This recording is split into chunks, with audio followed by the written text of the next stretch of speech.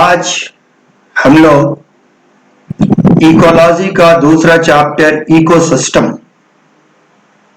को लेकर उपस्थित हुए हैं। इकोसिस्टम क्या है यह जानना आपके लिए बहुत ही आवश्यक है।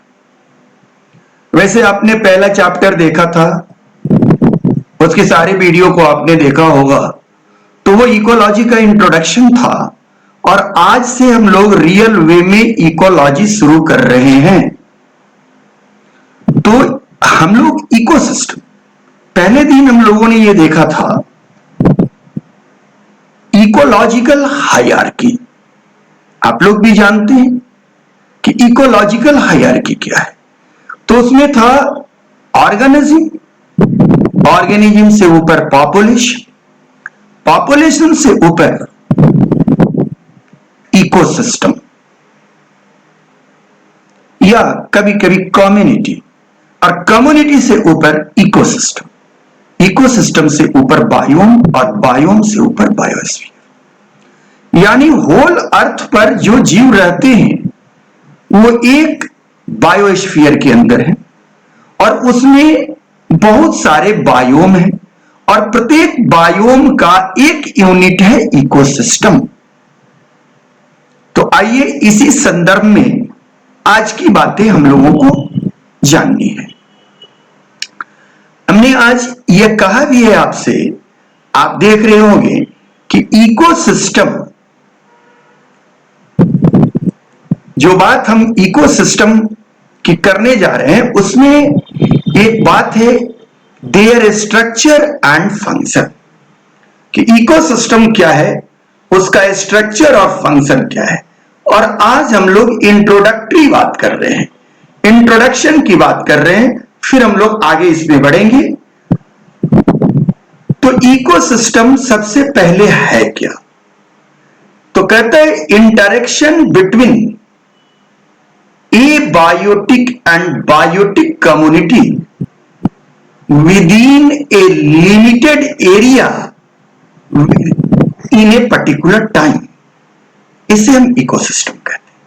खैर इतना उलझने की जरूरत नहीं है। इकोसिस्टम क्या है इस बात को जानने के लिए इस फिगर को आप देखें। यहां देखिए, इसको हमने कम्युनिटी कहा है और इसे abiotic environment, in your words abiotic environment या ए बायोटिक फैक्टर्स। तो ये ए बायोटिक फैक्टर्स के अंदर क्या क्या इंक्लूड है? Light, nutrient, substrate, etc.. आप लोगों ने लंबा चौड़ा बात पढ़ा है ए बायोटिक फैक्टर्स के बारे में। अब एक कम्युनिटी, इसमें क्या है? Population 1, population 2 and population 3। कहता है कि एक से अधिक पॉपुलेशन को मिलाकर हम कम्युनिटी, ऐसा नहीं है कि एक पॉपुलेशन इंडिया में हो और दूसरा पॉपुलेशन अमेरिका में हो तो कम्युनिटी का निर्माण करेगा, नहीं। A particular area, within a area in a particular time, those population are reside side by side are known as community. Are you understand? तो इकोसिस्टम क्या है? Interaction between community and abiotic environment. ये आपके NCERT के अनुसार 14 number chapter है ecosystem, जिसमें हमको पढ़ना है इकोसिस्टम स्ट्रक्चर एंड फंक्शन। यह मुख्य रूप से मेरा उद्देश्य है कि इकोसिस्टम की संरचना क्या है और उसकी कार्य क्या है। यही मेरा फोकस करने का बिंदु है। आप बहुत सारे साइड बुक पढ़ रहे होंगे, बहुत सारी चीजें पढ़ रहे होंगे। हमने देखा कि ऑर्गेनिज्म एंड पॉपुलेशन से आपको सवाल 50 दिया था। आप अगर सवाल को देखे होंगे, क्वेश्चन को देखे होंगे, तो प्रोबेबिलिटी आपको पता चली होगी कि किस तरह के सवाल पूछे जाते हैं और इस साल नीट में भी किस तरह के सवाल पूछे जाएंगे और वो कितना हद तक एनसीईआरटी के लिटरेचर पर डिपेंड है। मैं बार बार याद दिला रहा हूं। अब इकोसिस्टम स्ट्रक्चर एंड फंक्शन के बाद आपके किताब में पढ़नी है productivity, decomposition, energy flow, ecological pyramid, ecological succession, nutrient recycling, economic ecosystem service. लेकिन इस वीडियो में, आज के लेक्चर में हम लोगों ने मुख्यतः से 3 बातों पर फोकस किया। आप 3 बातों को ध्यान में रखें। पहला, इकोसिस्टम स्ट्रक्चर एंड फंक्शन। और ये फंक्शन क्या क्या है, तो ये 2 फंक्शन आज हम लोग जानेंगे, प्रोडक्टिविटी और डिकम्पोजिशन, और साथ में जानेंगे इकोसिस्टम का स्ट्रक्चर। आपके टेक्स्ट की ये लाइन है, यहीं से किताब शुरू करती है। देखिए, थोड़ा पढ़ते हैं, आप भी पढ़िए। An ecosystem can be visualise as a functional unit of nature. यहीं से ये क्वेश्चन हो गया कि ecosystem functional unit of nature where living organism interact among themselves, that is called population interaction, and also with the surrounding physical environment, abiotic factors. Ecosystem vary greatly in size from a small pond to a large forest or sea. Many ecologists regarded the entire biosphere as a global system. बहुत सारे ecologist का क्या कहना है कि entire biosphere, आप सब लोग बायोस्फीयर समझते हैं, इंटायर मतलब संपूर्ण, एक ग्लोबल इकोसिस्टम है। कहता है कि a drop of water may consist a ecosystem and whole earth is also consist a ecosystem so vast कि एक बूंद पानी के अंदर भी एक इकोसिस्टम चल सकता है और पूरे पृथ्वी पर एक इकोसिस्टम चल रहा है। Are you understand? As a composite of all local ecosystem on earth, since the system is too much big and complex to be studied at one times, it is convenient to divide into 2 basic categories. कौन 2 basic categories? Man made ecosystem और natural ecosystem. What do you mean of man made ecosystem? मनुष्य निर्मित, anthropogenic, just like your cropland, धान गेहूं की खेती जो किसान करते हैं, वो खेत भी एक इकोसिस्टम है।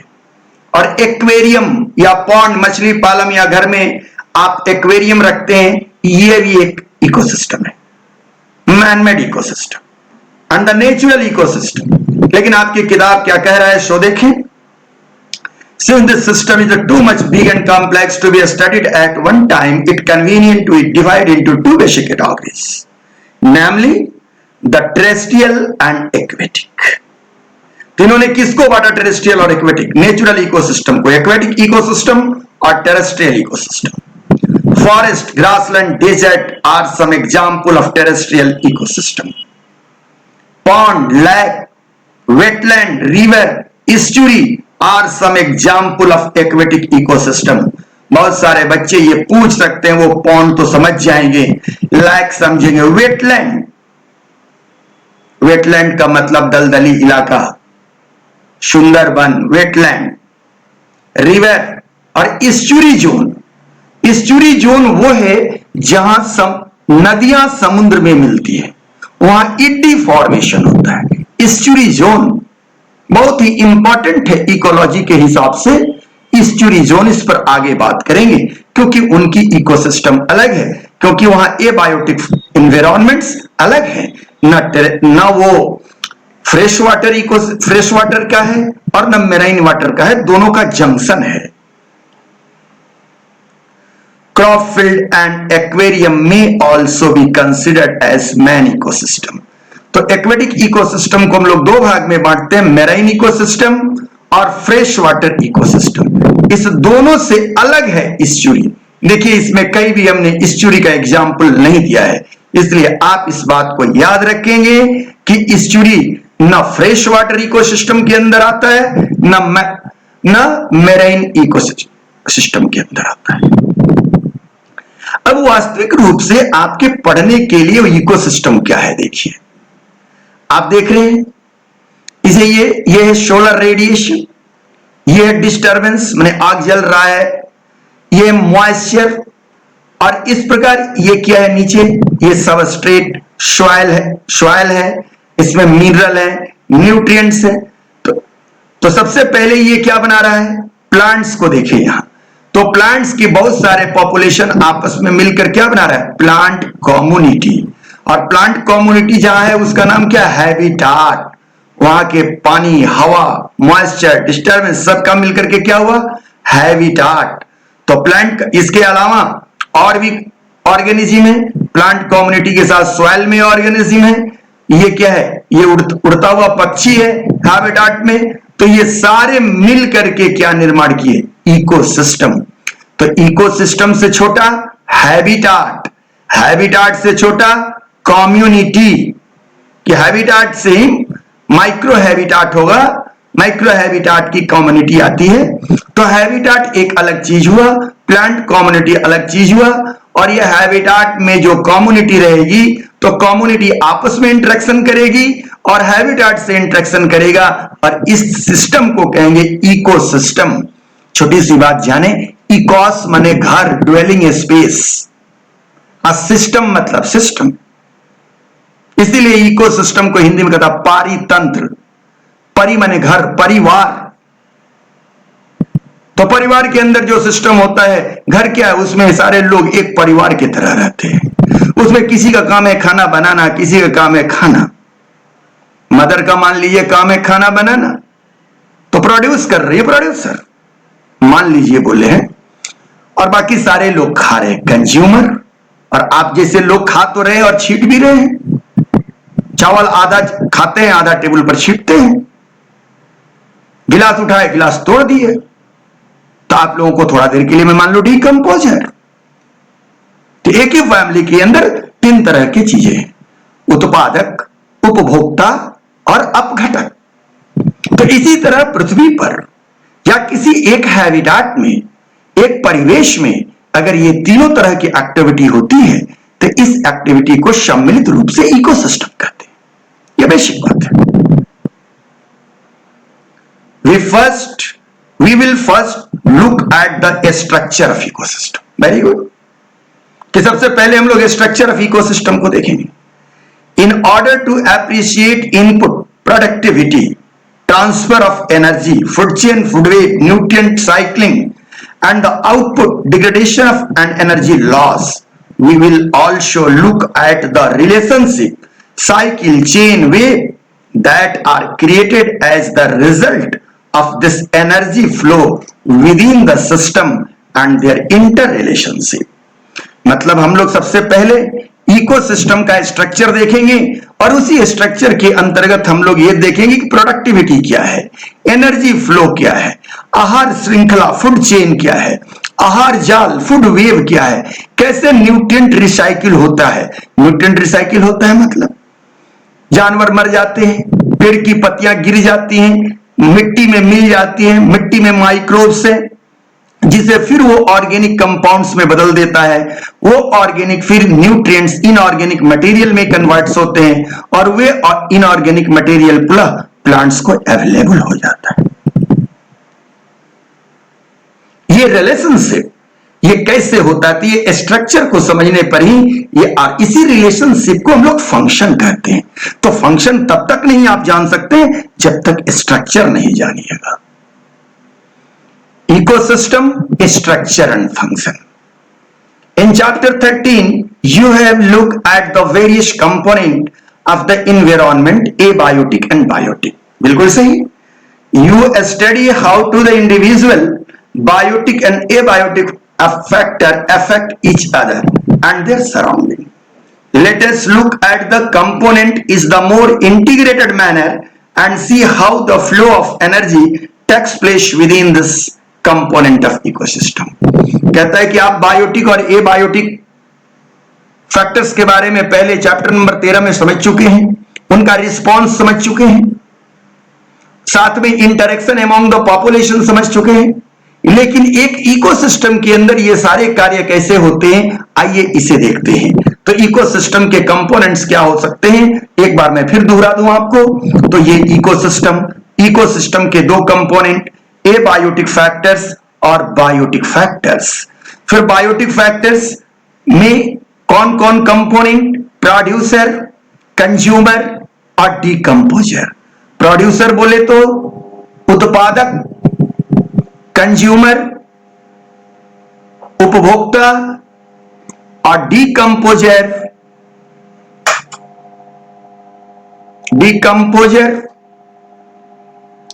यानी अपघटक। डीकंपोजर यानी अपघटक। अब है क्या कि कंज्यूमर। ये कंज्यूमर कितने तरह के हैं? 3 तरह के। प्राइमरी, कौन कंज्यूमर होंगे? प्राइमरी जो प्रोड्यूसर को डायरेक्ट, प्लांट्स को डायरेक्ट खाएं, हर्बीवोरस। कंज्यूमर सेकेंडरी, वो क्या होंगे? प्राइमरी कार्निवोरस, मतलब जो हर्बीवोरस को खाएं। और tertiary, secondary carnivorous.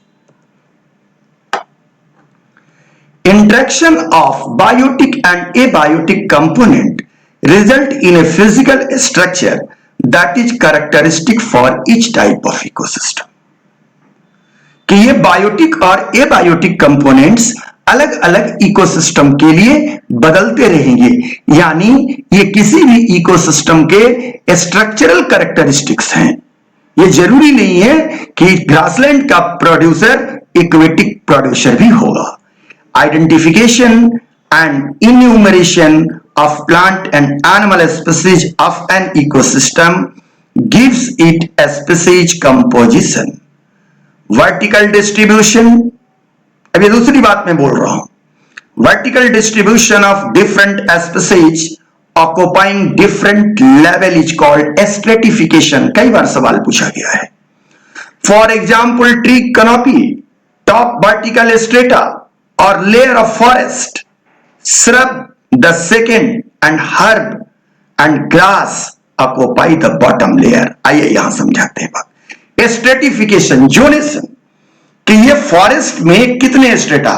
Number 1, number 2, number 3, number 4। यहां भी वही बात है, दोनों की 2 आयाम है। 1, 2, 3, 4। देखिए सबसे ऊपर वाले में क्या है? फॉरेस्ट है। फॉरेस्ट में देखिए यहां मंकी है, ये चिड़िया फ्लाई कर रहे हैं। तो इमर्जेंट लेयर, इस कैनोपी का नाम क्या है? इमर्जेंट लेयर, इस फ्लोर का नाम। इसके नीचे कैनोपी लेयर। तो देखिए इसमें छोटे छोटे पेड़ हैं, ये सारे पेड़ हैं। ये क्या है? अब इसमें भी छोटे छोटे पेड़। ये क्या है? Under story layer. और ये क्या है? Forest floor. तो फॉरेस्ट फ्लोर जो है वो किस प्रकार एनर्जी ट्रैप करता है सनलाइट का, कि सबको फोटोसिंथेसिस करना है और सबको सन से एनर्जी चाहिए। तो फॉरेस्ट फ्लोर जो है, बॉटम ड्वेलर जिसको कहते हैं, फ्लोर पर जो है इनको क्या होता है? ओब्लिक लाइट मिलती है। अब ये इसी को फिर दूसरे शब्दों में यहां कहा गया overstorey, mid storey, woody understorey, herb under ground layer. तो ये जाने आप लोग 4 फ्लोर होगा। Upper strata, emergent layer, just below the emergent layer canopy layer, just below the canopy layer understorey layer, and just below the understorey layer, that is called the forest floor. मैं समझता हूं कि आपने stratification समझा होगा। The component of ecosystem are seen to function as unit. अब ये सारे कंपोनेंट क्या करते हैं? आपस में मिलकर के फंक्शन करते हैं। तो इनके इस फंक्शनल एस्पेक्ट क्या है? इकोसिस्टम स्ट्रक्चर तो आपने समझा कि स्ट्रक्चर में क्या होगा कि बायोटिक और एबायोटिक एनवायरनमेंट, एबायोटिक एनवायरनमेंट होगा, और बायोटिक कंपोनेंट में क्या होगा? कम्युनिटी होगी। ये कम्युनिटी में 3 तरह की कम्युनिटी होगी। एक का नाम प्रोड्यूसर कम्युनिटी, दूसरे का नाम कंज्यूमर कम्युनिटी, तीसरे का नाम decomposer community. That is a structure. आप बहुत दिन से इकोसिस्टम पढ़ते आ रहे हैं, इसलिए यहां पर इकोसिस्टम के फंक्शन पर काफी कम बात दी गई है। आपको फोकस करना है, सॉरी, इकोसिस्टम के स्ट्रक्चर पर कम बात दी गई है, आपको फोकस करना है फंक्शन पर। आपके साइड बुक लिखे पड़े हुए हैं 50 तरह के इकोसिस्टम का स्ट्रक्चर। नहीं, एक सवाल नहीं पूछता है। तो फंक्शन के बारे में अगर देखिए, आपसे पूछा जाए इकोसिस्टम का फंक्शन, तो कंपोनेंट के बाद अगर आप फंक्शन की बात करते हैं तो ये 4 फंक्शन है। The first one is the productivity, the second one is the decomposition, the third one is the energy flow and the last one is the nutrient recycling. इस चारों बातों को हम लोग इकोसिस्टम में प्रमुखता से अलग अलग देखेंगे और इन बातों को समझने की कोशिश करेंगे। To understand the ethos of an aquatic ecosystem, एक एग्जाम्पल के रूप में हम लोग एक इक्वेटिक इकोसिस्टम को समझने के लिए तैयार हो रहे हैं। Let us take a small pond as example.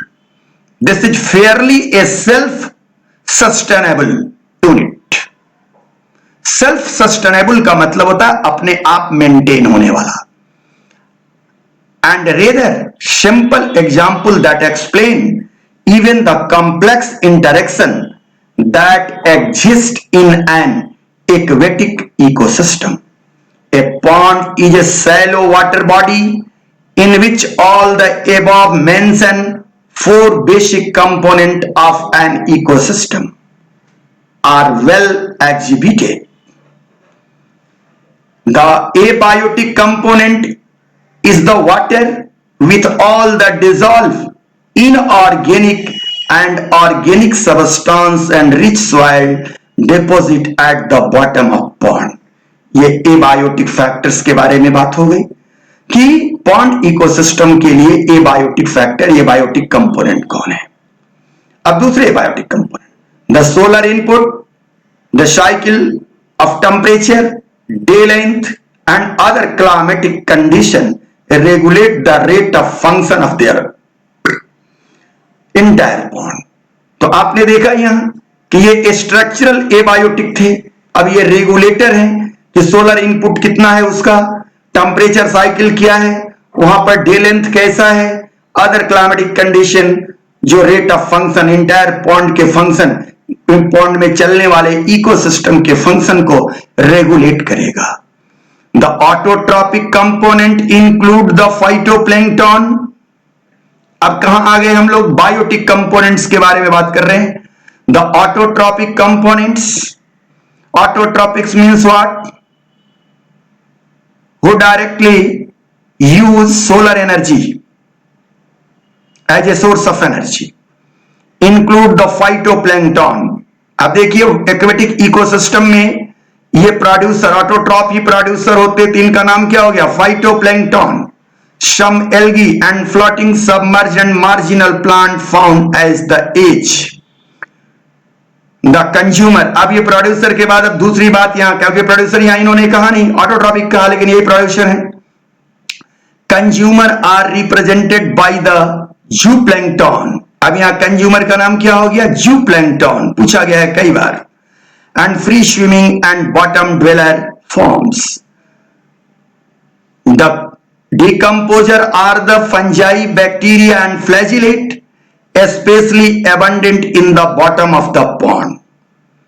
This system perform all the function of an ecosystem and of the biosphere as a whole। तो आपने ऊपर में देख लिया ये प्रोड्यूसर, ये रेड कलर से जो लिखा वो कंज्यूमर, और ये डीकंपोजर में कौन आ गए, फंजाई, बैक्टीरिया एंड फ्लैजेलेट्स। तो आपने तीनों कम्युनिटी को देखा, बायोटिक कंपोनेंट को देखा, ऊपर में एबायोटिक कंपोनेंट्स को देखा। अब आइए, the system perform all the function of any ecosystem and of the biosphere as a whole. अब सुनिए, conversion of sun by autotroph. अब यहां इसका मतलब ये नहीं हुआ सन माने सूरज का कन्वर्सन नहीं, इस conversion of sun, sunlight by autotroph, consumption of autotroph by heterotroph, these are called consumer। Decomposition and mineralization of the dead matter to release them back by reuse for the autotroph। तो यहां पहला बात आपने क्या देखा कि conversion of sun by autotroph, इसी को कहते हैं productivity. Consumption of autotroph by heterotroph, इसको हम लोग क्या कहते हैं, energy flow. Decomposition and mineralisation of the dead matter release back, तो इस डेड मैटर इसको हम लोग कहते हैं decomposition, and release back to for reuse by autotroph, इसको कहते हैं रिसाइकलिंग ऑफ मिनरल्स। तो इस तरह क्या देखा आपने कि एक्वेटिक इकोसिस्टम हो या दुनिया का कोई भी इकोसिस्टम हो, उसके चार ही फंक्शन है। पहला प्रोडक्टिविटी, दूसरा एनर्जी फ्लो, और तीसरा डिकम्पोजिशन, और चौथा recycling of matter.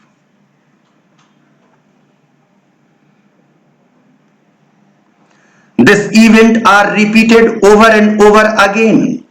This is the unidirectional movement of energy.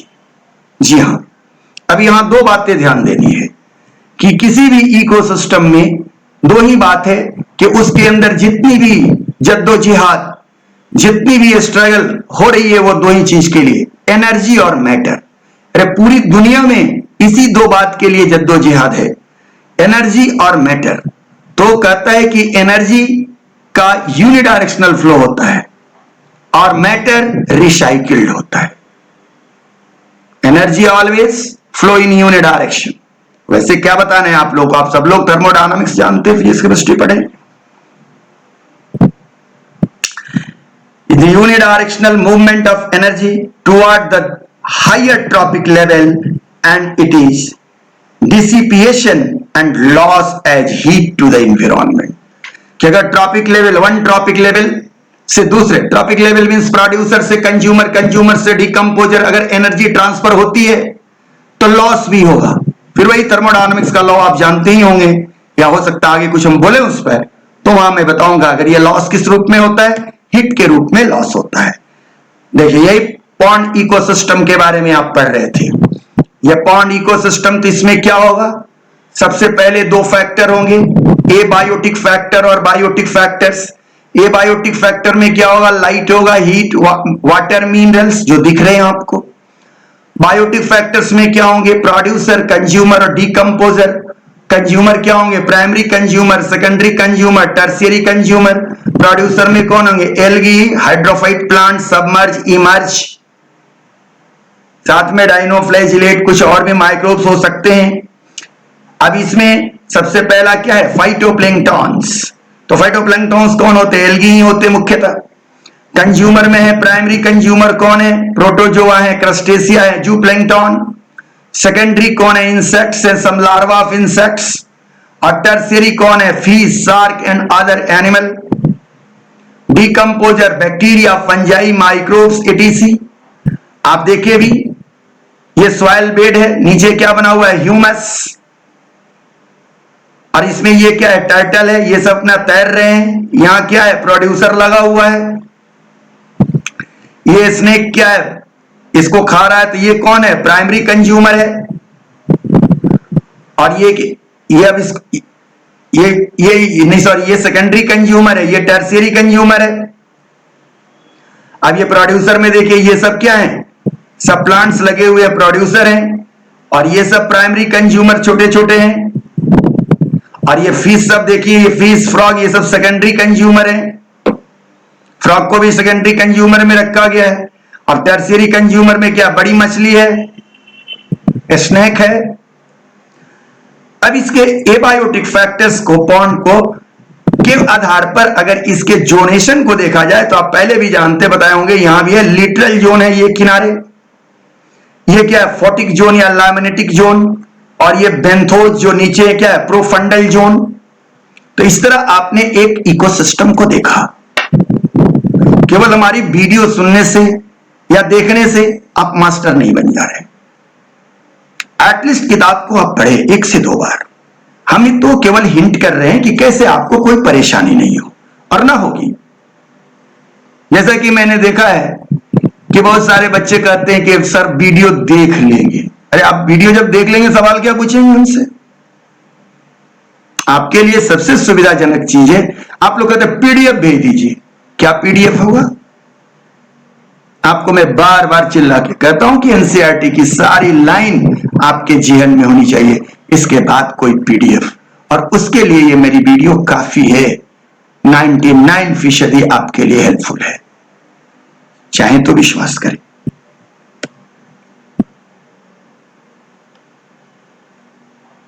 देखिए इकोसिस्टम आप देख रहे हैं,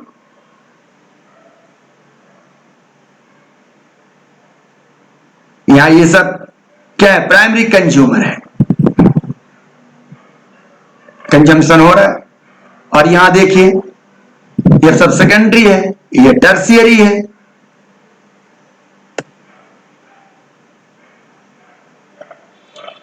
तो अब आइए, आपने स्ट्रक्चर को बखूबी समझा, अब हम लोग बात करते हैं function of ecosystem. The first one is the productivity, और काफी आसान है, आप सब लोग जानते हैं कि constant input of solar energy is the basic requirement for any ecosystem to function and sustain. The primary production is defined as amount of biomass or organic matter produced per unit area over a time period by during the photosynthesis। कि किसी भी area में autotrophs के द्वारा photosynthesis के दरमियान जितनी matter पैदा हो, जितनी रेडिएंट एनर्जी को केमिकल एनर्जी में कन्वर्ट किया जाए, वो क्या है, प्रोडक्टिविटी है, प्राइमरी प्रोडक्टिविटी है। लेकिन ये it is express in the term of weight. Matter है इसलिए वेट में, या एनर्जी को करिएगा तो kilo calorie per metre area. The rate of biomass production is called productivity. It is the express in the term of per gram per year और calorie per metre per year to compare the productivity of different ecosystem. It can be divided into gross primary productivity GPP and the net primary productivity NPP. Gross primary productivity of an ecosystem is the rate of production of organic matter during photosynthesis. क्या है देख लीजिए, solar energy से energy जितना store होगा photosynthesis के दरमियान, क्या नाम हुआ, जीपीपी, ग्रॉस। अब प्लांट्स अगर ये फोटोसिंथेसिस करके रिस्टोर करेंगे तो कुछ रिस्पायरेशन करके लॉस भी करेंगे हीट के रूप में, तो energy use for the cellular work, respiration, और remaining energy form the biomass, माने टिश्यू डेवलपमेंट। तो ये जो बायोमास का प्रोडक्शन करेगा वो क्या हुआ, एनपीपी। तो एनपीपी बराबर जीपीपी माइनस आर क्या है, रिस्पायरेशन। अब कहता है NPP, net primary productivity is the available biomass for the consumption of heterotrophs. अब ये बायोमास को कौन हेट्रोट्रॉप कंज्यूम करेगा? अब ये हेट्रोट्रॉप क्या हो सकते हैं, हर्बीवोरस, प्राइमरी कंज्यूमर भी हो सकते हैं या डिकम्पोजर भी हो सकते हैं। तो secondary productivity is defined as the rate of formation of the new organic matter by consumer. कि कंज्यूमर जितना प्लांट्स के बायोमास को लें और उससे उनके अंदर जितनी बायोमास, जितनी फ्लैश डेवलप करे, उसे हम सेकेंडरी प्रोडक्टिविटी कहते हैं। एनर्जी, सन से क्या आता है, एनर्जी का क्या यूज है, फेट ऑफ एनर्जी। जितना भी सन से एनर्जी आता है उसका 10% ही यहां आ रहा है। और ये लाइट कहां जा रहा है, ऑटोट्रॉप पर जा रहा है। ऑटोट्रॉप किसको हिट कर रहा है, क्लोरोफिल को। क्लोरोफिल क्या कर रहा है, शुगर बना रहा है बायोमास बढ़ाने के लिए। ये शुगर से क्या बन रहा है, जीपीपी। जीपीपी से रिस्पायरेटरी लॉस होगा, क्या बनेगा, एनपीपी। तो एनर्जी के टर्म में, बायोमास के टर्म में पहले हमने बता दिया कि एनपीपी और जीपीपी क्या है, अभी बताया एनर्जी के टर्म में कि जीपीपी और एनपीपी क्या है। अब प्रोडक्टिविटी, डिफरेंट बायोम की प्रोडक्टिविटी किस प्रकार है। Primary productivity depend on the plant species inhabiting the particular area. It is also depend upon the variety of environmental factors, availability of nutrients and photosynthetic capacity of plants. Therefore, it varies in different type of ecosystem. The annual net primary productivity of the whole biosphere is approximately 170 billion ton. याद रखने वाली बात है, पूछा हुआ बात है। Of organic matter, या dry weight means biomass of this dissipated occupying about 70% of the surface, the productivity of ocean are only 15 billion ton। ये भी पूछा हुआ है, इसलिए रेड लाइन से दिखा रहे हैं। Rest of course is on land, यानी पृथ्वी पर ज्यादा भाग जल का है, ओशन का फ्लोर ज्यादा है लेकिन प्रोडक्टिविटी कम है। आइए बायोम के रूप में देखते हैं। आप देखिए बायोम की अगर बात पूछी जाए, यहां ध्यान से सवाल बार बार पूछा जाता है। यहां 2-3 तरह के ग्राफ को मैं डिस्कस करूंगा और आप लोगों की ड्यूटी होगी ग्राफ को ध्यान से देखना, अदरवाइज सवाल नहीं बनेगा। इस्चुरी समझ में आया? अभी इस्चुरी को हमने क्यों डिफाइन किया था? देखिए बायोम, अगर इस्चुरी बायोम है तो अगर बायोम में पूछा जाए तो सबसे ज्यादा प्रोडक्टिविटी कहां है? इस्चुरी में है। उसके बराबर ही स्वेम्प और मार्सी लैंड में है, माने वेटलैंड। उसके बराबर ही है ट्रॉपिकल रेन फॉरेस्ट, ध्यान देंगे। एग्रीकल्चरल लैंड में बायोम के रूप में लिया जाए तो कम है, इन लोगों की प्रोडक्टिविटी ज्यादा है। सबसे कम डेजर्ट में है। ओपन ओशन में देखिए, जो ऊपर आपने पढ़ा, देखिए ओशन में कितना है? कम है। ओशन से कम किस में है? टुंड्रा में। टुंड्रा से किस में कम है? डेजर्ट स्क्रब माने ग्रासलैंड वगैरह में। और सबसे कम है डेजर्ट में। यह बायोम से रिलेटेड ग्राफ है, हमेशा ध्यान रखेंगे। Biome high net primary productivity ecosystem whose plant rapidly convert solar energy to biomass. अब हम यहां कहां आ गए? इकोसिस्टम की बात कर रहे हैं। तो इकोसिस्टम में सबसे ज्यादा किस इकोसिस्टम का? Coral reef. बार बार सवाल पूछा हुआ है, याद रखें। Algal bed and coral reef, नाम सुना होगा, great barrier reef of Australia. वहां प्रोडक्टिविटी सबसे ज्यादा है। उससे कम कहां है? Rain forest. उससे कम कहां है? Swamp and marsh. उससे कम क्या है? Tropical seasonal forest. Estuary, estuary अगर बायोम के रूप में लिया जाए तो सबसे ज्यादा है, लेकिन अगर इकोसिस्टम पर्टिकुलर की बात किया जाए तो ये क्या है? कोरल रीफ से यहां कम है, रीफ से कम है। सबसे कम का ओपन ओशन में, डेजर्ट और सेमी डेजर्ट स्कर्ट। तो ये आपने क्या देखा? Net primary productivity per year. अब ये ईयर के हिसाब से ये हुआ, पहला बायोम के हिसाब से था। अब आपको कहां देखना है? Per unit area, mean productivity per unit area. Per unit area में सबसे ज्यादा ट्रॉपिकल फॉरेस्ट, उससे कम टेम्परेट, उससे कम बोरियल फॉरेस्ट, उससे कम tropical savanna grassland, temperate grassland और डेजर्ट। आप जिस बायोम के बारे में जानते हैं उसमें सबसे ज्यादा कहां है? ट्रॉपिकल रेन फॉरेस्ट में।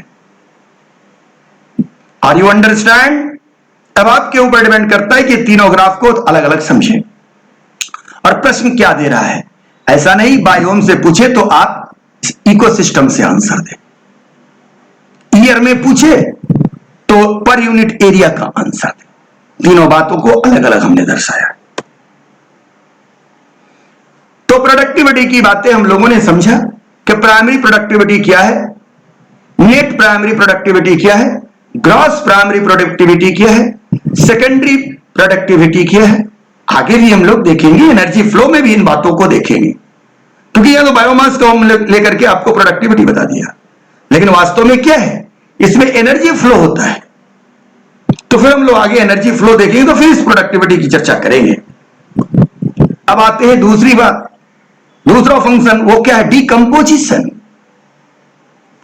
The breakdown of complex organic matter into the inorganic substance like carbon dioxide, water and nutrient, and the process is called decomposition. How many steps in decomposition? The first one is the fragmentation, leaching, catabolism, humidification, mineralization. अब catabolism, humidification और mineralization तीनों अलग चीज है। और fragmentation और leaching, तो fragmentation और लीचिंग तो हमेशा चलते रहता है। Decomposition, you may have heard of the earthworm being referred to as the farmer friend. This is so because of the help in the breakdown of the complex organic matter as well as in loosening of soil. Similarly, decomposer break down complex organic matter into inorganic substance like carbon dioxide, water, nutrient and process decomposition. सब बात पहले ही हमने समझा दिया है आपको। Dead plant remains such as the leaf, bark, flower and dead remains of animal including fecal matter constitute detritus. एक नया शब्द आ गया यहाँ, क्या? detritus. कौन कौन है detritus? Dead plant remains such as the leaf, bark, flower and dead remains of animal including fecal matters constitute detritus. जो detritus को खाए detritophorus, which is the raw material for decomposition. इसी का decomposition होता है। The important step in the process of decomposition are fragmentation. तो detritus को fragmented करना, यानी detritophorus क्या करेगा? detritus को लेगा और अब detritus को स्मॉल मॉलिक्यूल, छोटे छोटे टुकड़ों में बांट देगा। तो अर्थवर्म क्या करता है? मिट्टी के अंदर जो भी detritus मिलते हैं उसको खाता है और वो तो उसके इंटेस्टाइन के जो एंजाइम है उसका ब्रेक डाउन करता है। तो ये क्या हो गया? डिट्रिटोफोरस। इससे भी फूड चेन चल सकता है, यह भी चेन चलेगा, इसकी भी प्रोडक्टिविटी होगी, खैर बाद में। तो पहला प्रोसेस वही डिट्रिटोफोरस के द्वारा डिट्रिटस का क्या होगा? फ्रैगमेंटेशन। जब वो फ्रैगमेंट कर लेगा तो उसमें दो तरह के पदार्थ होंगे, कुछ वो अपने शरीर में यूज कर लेगा और जो फीकल मैटर में देगा उसमें कुछ वैसे होंगे जो वाटर सोलेबल होंगे और वाटर में घुल करके डीपेस्ट सेक्शन ऑफ अर्थ में चले जाएंगे and not reuse by again plants, मतलब इकोसिस्टम से बाहर चले जाएंगे। तो इसे कहते हैं हम लोग लीचिंग। अब जो डिसॉल्व होने वाले नहीं है, वाटर सोलेबल नहीं है, वो वैसे ही सॉइल में पड़े रहेंगे, उनका होगा केटाबॉलिज्म। समझावे क्या हम catabolism? Breakdown process, enzymatic process, those microbes found in soil, वही इनको धीरे धीरे केटाबॉलिज्म करेंगे। अब ये जरूरी, फ्रेगमेंटेशन और लीचिंग तो हमेशा होगा, जरूरी नहीं है कि केटाबॉलिज्म तुरंत होगा। It is totally depend upon a structural aspect of the detritus and abiotic factors of the particular area.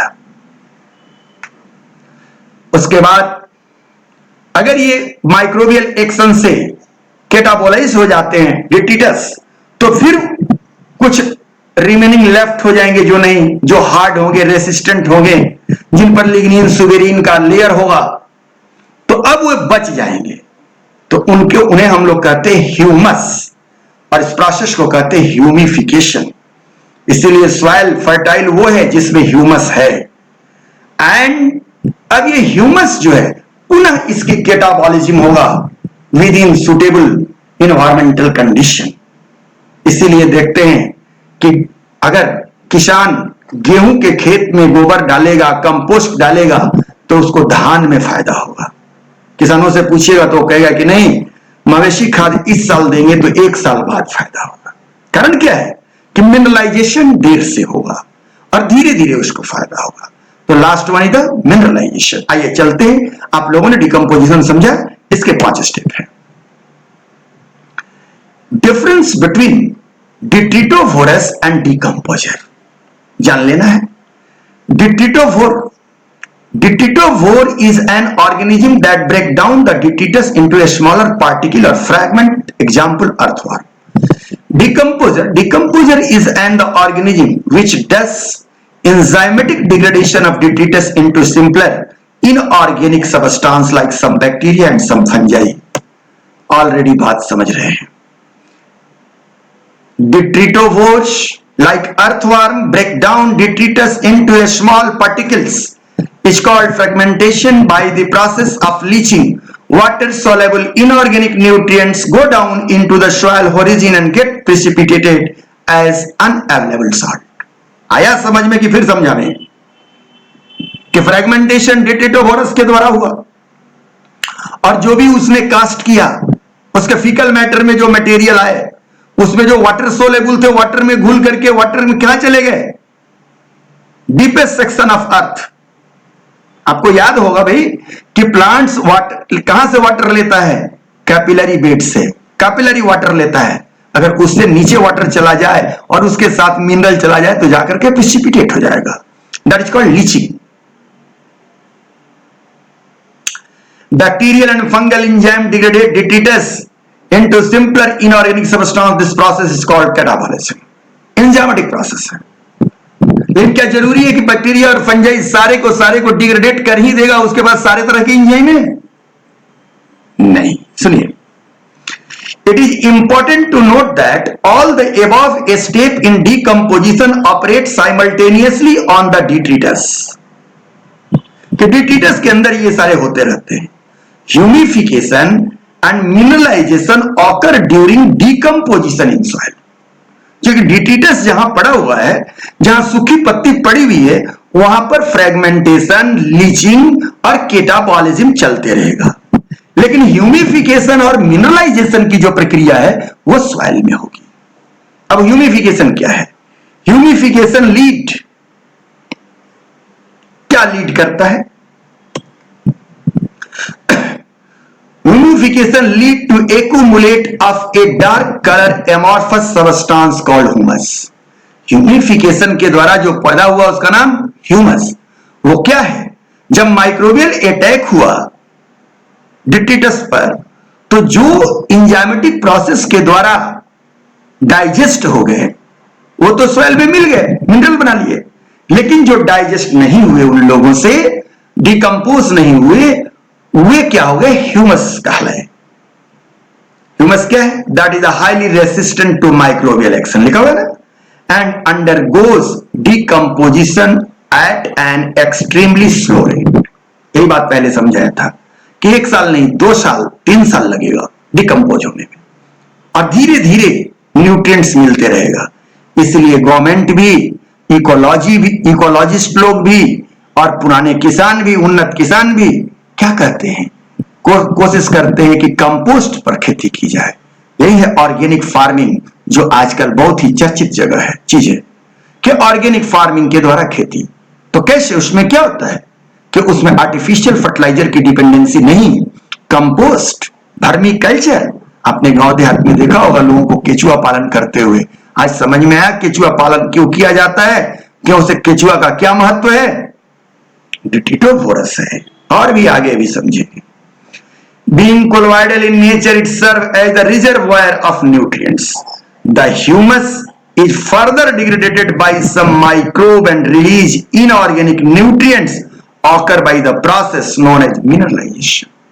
अब ये ह्यूमस जो बच गया, जिसका स्लो ब्रेकडाउन होना है, तो आखिर ब्रेकडाउन कौन करेगा? माइक्रोब्स ही करेगा. तो जब माइक्रोब्स दोबारा, एक बार तो पहले कर दिया, तो फर्स्ट टाइम अगर माइक्रोबियल एक्शन हुआ डिट्रिटस में तो वो क्या कहला गया? केटाबॉलिज्म. और सेकंड टाइम अगर हुआ जो सॉइल के अंदर हुआ तो उसका नाम होगा मिनरलाइजेशन.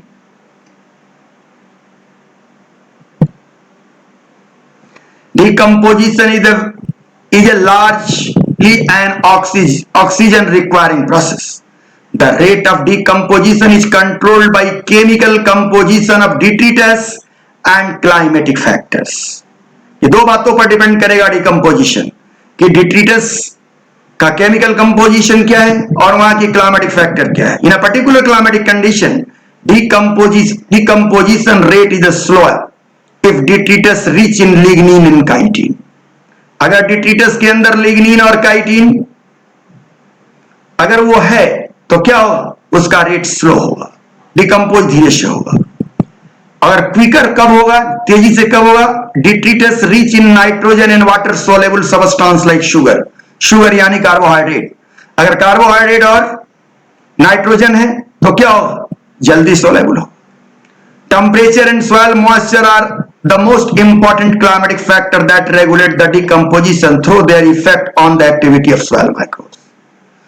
तो दो बातें पहले भी बोला था, अभी भी कह रहा हूं कि डिकम्पोजिशन किस पर डिपेंड किया। पहला केमिकल नेचर ऑफ डिट्रीटस और दूसरा climatic factors, temperature and soil moisture, humidity etc.. देखिए कि warm and moist environment favour decomposition. जैसे आजकल का जो इन्वायरमेंट है यह फेवरेबल है डिकम्पोजिशन के लिए। Where is a low temperature and aerobiosis inhibit decomposition. यही कारण है ना कि मैमथ हिमालय पहाड़ में उसके फॉसिल्स पाए गए। 40,000 वर्ष पहले मरा हुआ साइबेरिया में जो पाया गया मैमथ, वो ऐसा लगता है कि आज से 24 घंटा पहले मरा हुआ हो और उसके मांस इतने तरोताजा है कि कुत्ते खा सकें। ऐसा क्यों हुआ, क्योंकि स्लो रेट ऑफ डिकम्पोजिशन, वहां पर लो टेम्परेचर है और एरोबायोसिस, ऑक्सीजन की एवेबिलिटी कम है। इसलिए आप लोग देखते होंगे, लोग कहते हैं कि लद्दाख में बहुत सारे ऐसे साधु हैं जो भी अभी तक जिंदा है। अरे जिंदा नहीं है वो, उनकी डिकम्पोजिशन नहीं हो रहा है। वो 100 साल पहले मर गए, 50 साल पहले मर गए, बॉडी उसी तरह दिखेगी, क्योंकि slow rate of decomposition. Condition क्या है, लो टेम्परेचर एंड एरोबायोसिस। यही कारण है ना कि फ्रिज में आप कोई भी सामान को रखते हैं, आंध्र प्रदेश से मछली आती है बर्फ में, क्या कि डिकम्पोजिशन के रेट को स्लो करने के लिए। ओके, अच्छा, अब एक दूसरी बात और थोड़ा सा देर के लिए डिस्कस आपसे करेंगे हम।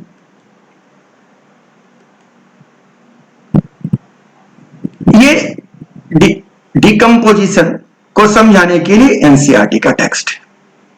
यह ट्री है, ट्री से ग्रीन लीव्स फॉल किया ग्राउंड पर, इसको देखिए कैटरपिलर खा रहा है। अब यहां 2 एरो बना हुआ है। अब ये कैटरपिलर जो खा गया, इस कैटरपिलर को क्या होगा, कोई बर्ड्स भी खा सकती है। तो ये कहां चला गया, दूसरे फूड चेन में चला गया। ये फिगर बना देते हैं, लेकिन ये फिगर इतना इंपॉर्टेंट है कि यहां पर देखिए 1 एरो, 2 एरो, 3 एरो, 4 एरो। अगर ये कैटरपिलर या अब ये कैटरपिलर आगे बढ़ता है तो कैटरपिलर खाया, कैटरपिलर को हो सकता है कि कोई बर्ड्स खा जाए। अगर ये बाकी जो डिट्रीटस है, देखिए इसको फंजाई ईट कर रहा है। क्लियर? अब आइए देखिए क्या क्या लिखा हुआ है। अब आपने समझा होगा कि नहीं, ये इंपॉर्टेंट फिगर है। A tree grow in the soil, ठीक है। A green leaf fall in the ground, ठीक है। Some are eaten by insect and other animal, nutrients and energy enter in food web. यही बात दिखाना चाह रहा था, इतने दूर से पूछ देगा। आगे, leaf partially consumed by decomposers such as fungi and bacteria, they begin to lose from and become litter। देखिए 2 ऑप्शन है, इसीलिए यहां इस फिगर को आज के परिदृश्य में समझा रहा हूं। इसके लिए ये मैं येलो कलर का अलग से यहां पर एरो दिया कि इसी बात को, इस कनेक्शन को समझा रहा हूं कि ये खाया, ठीक है, लेकिन मुझे यहां डिट्रीटस समझाने के लिए, तो अब ये इस डिट्रीटस को कौन ले रहा है, माइक्रोब्स लाइक फंजाई ले रहा है और दूसरे माइक्रोब्स। अब क्या हो रहा, अब उसके बाद फिर further decomposed by earthworm, bacteria, soil mite, fungi ETC. फिर डिकम्पोज हुआ, अब ये फिर प्लांट्स को मिलेगा। तो आपने देखा इसके नेटवर्क को। अब बोलिए कि इस नेटवर्क को आप सिंपली पढ़ के समझ सकते हैं? नहीं, ये बहुत बड़ी फिगर है। यहां दोनों बातों की बात है, प्रोबेबिलिटी आधारित फिगर है। हमने आज केवल डिट्रीटस के लिए इस पर आपको ध्यान नहीं देना है, आज हमने केवल इस बात को समझाया।